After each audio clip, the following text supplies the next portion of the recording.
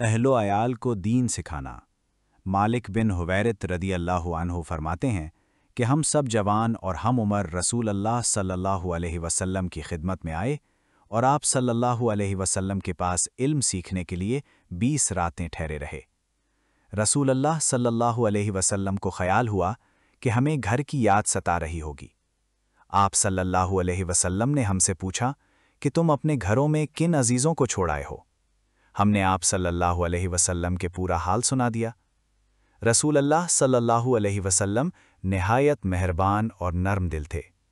آپ صلی اللہ علیہ وسلم نے ارشاد فرمایا، تم اپنے گھروں کو واپس جاؤ اور اپنے اہل و عیال کو دین سکھاؤ اور انہیں احکامات بتلاؤ، اور تم اس طرح نماز پڑھو جس طرح تم نے مجھے نماز پڑھتے دیکھا ہے، اور جب نماز کا وقت آ جائے تو تم میں سے ایک شخص اذان دے، پھر جو تم میں بڑا ہو وہ امامت کرائے۔